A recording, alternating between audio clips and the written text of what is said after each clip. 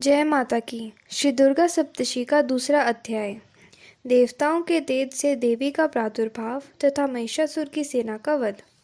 मैं उस भगवती महालक्ष्मी का भजन करता हूँ जो अत्यंत प्रसन्न मुख वाली कमल के आसन पर विराजमान है और जो अपने हाथों में रुद्राक्ष की माला, परशु, गदा, बाण, वज्र, कमल, धनुष, कुंडल, दंड, शक्ति, खंग, ढाल, शंख, घंटा, सुरापात्र, त्रिशूल, पाश एवं चक्र धारण कर रही हैं और महिषासुर को मर्दन करने वाली हैं।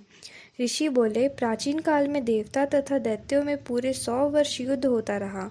उस समय दैत्यों का स्वामी महिषासुर तथा एवं देवताओं का स्वामी इंद्र था। उस संग्राम में देवताओं की सेना महाबली दैत्यों से हार गई।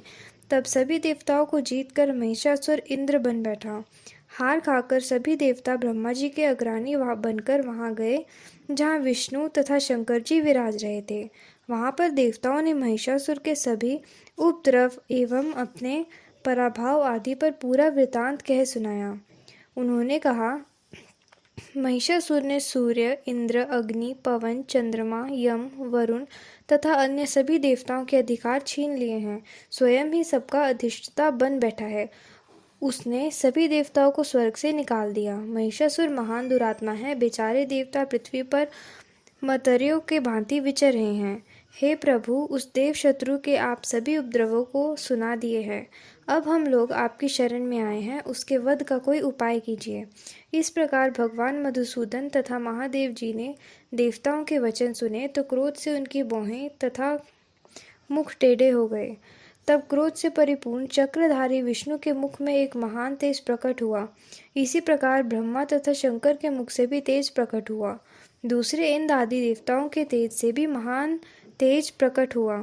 सभी तेज मिलकर एक हो गए। वह तेज पुंज इतना उग्र था मानो जलता हुआ पहाड़ हो। वहां देवताओं ने देखा, उसकी ज्वालाएं सभी दिशाओं में फैल रही है। वह तेज पुंज सभी देवताओं के शरीर में प्रकट हुआ था, उसकी तुलना कहीं नहीं थी। जब वह एक हुआ तो नारी के रूप में आ गया।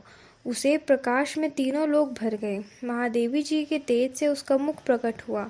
यम के तेज से उसके केश हुए। विष्णु के तेज से उस देवी की भुजाएं प्रकट हुई। चंद्रमा के दोनों स्तन, इंद्र के तेज से उसका कटी प्रदेश, वरुण के तेज से जंघा एवं अरुस्थल, पृथ्वी के तेज से नितंबों का प्रादुर्भाव हुआ। ब्रह्मा के तेज से दोनों चरण, सूर्य के तेज से चरणों की उंगलियां, वसुओं के तेज से हाथों की उंगलियां, कुबेर के तेज से नासिका का आविर्भाव हुआ। उसके दांत प्रजापति के तेज से प्रकट हुए। अग्नि के तेज से 3 नेत्र हुए और दोनों संध्याओं के तेज से दोनों भौहें, वायु के तेज से दोनों कान उत्पन्न हुए। इसी प्रकार दूसरे देवगणों के तेज द्वारा उस शिवा भगवती का प्रादुर्भाव हुआ। तब समस्त देवताओं के तेज से पुंज के प्रकट हुई देवी जी को देखकर महिषासुर से पीड़ित सभी देवता प्रसन्न हुए। पिनाकधारी महादेवी जी उस देवी को अपने शूल से शूल निकालकर दे दिया। श्री कृष्ण जी ने अपने सुदर्शन चक्र प्रकट करके दिया। वरुण ने शंख तथा अग्नि ने उसे शक्ति दी। मारुत ने धनुष और बाणों से भरपूर 2 तरकश दिए। देवराज इंद्र ने अपने वज्र से वज्र पैदा करके दिया। फिर सहस्त्र नेत्र इंद्र ने ऐरावत हाथी से घंटा दिया। यमराज ने कालदंड से दंड प्रदान किया। सागरपति ने पाश, प्रजापति ने रुद्राक्ष माला अर्पित की। ब्रह्मा ने कमंडल भेंट किया। सूर्य ने भगवती के सभी रोमकूपों में अपनी किरणें प्रदान की। काल ने तलवार तथा उत्तम ढाल अर्पण की। क्षीर सागर ने हार तथा सभी पुराने ना होने वाले 2 वस्त्र भेंट किए और चूड़ामणि, दिव्य कुंडल तथा 2 कड़े भी भेंट किए। उसने चक्र करता हुआ अर्धचंद्र, सभी भुजाओं के लिए बाजूबंद, चरणों के लिए पूपर, कंठ के लिए सर्वोत्तम कंठुला भी भेंट किया। इसी प्रकार सभी उंगलियों के लिए रत्न जटित मुद्राएं प्रकट की। विश्वकर्मा ने निर्मल परशु भेंट किए और भी अनेक रूपों वाले अस्त्र, कवच, मस्तक तथा गले में धारण करने योग्य कभी ना कुम्हालने वाली कमलों की माला दी।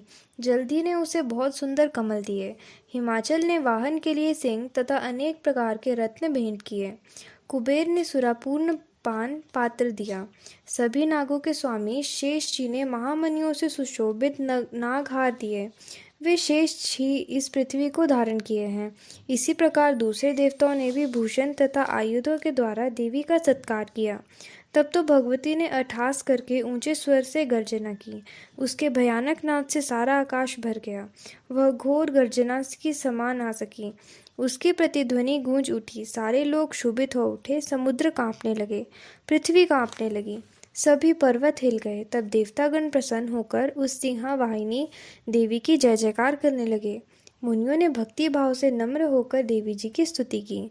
इधर देवताओं ने शत्रुओं के सारी त्रिलोकी को क्षोभग्रस्त देखा।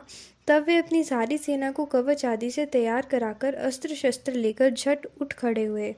महिषासुर क्रोध में भरकर बोला, अरे यह क्या हो रहा है। इतना कहकर भी सभी दैत्यों के साथ फिर उस सिंहनाद की ओर भागा। वहां जाकर उसने तीनों लोगों को अपने तेज से प्रकाशित करती हुई देवी को देखा। उन देवी के चरणों के भार से पृथ्वी दबी जा रही थी।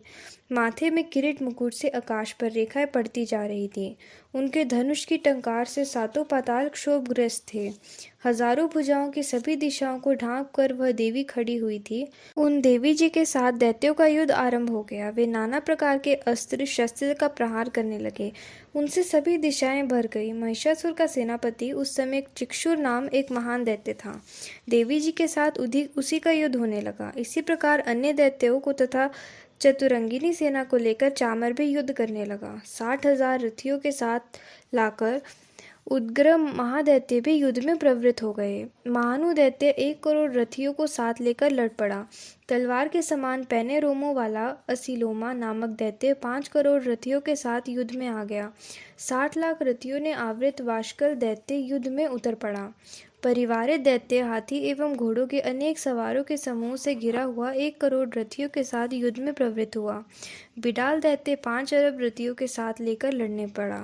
और भी हजारों महादैत्य रथ, हाथी, घोड़ों से घिरे हुए रथियों को साथ लेकर देवी जी के साथ युद्ध करने लगे। वे महाअसुर करोड़ों रथियों एवं हसित सवारों के घिरे हुए उस युद्ध स्थल में आकर डट गए। उस रणांगन में स्वयं महिषासुर भी कोटान कोट रथों, हाथी एवं अश्वों की सेनाओं के साथ घिरा हुआ खड़ा था। तोमर, भिंतीपाल, शक्ति, मूसल, परशु, खंग आदि शस्त्रों के साथ युद्ध में देवी जी के साथ युद्ध करने लगे।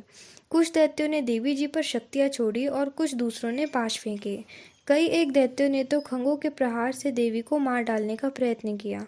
तब उस चंडिका देवी ने शस्त्रों को अपने अस्त्र शस्त्र की वर्षा करके खेल ही खेल में तोड़ डाला।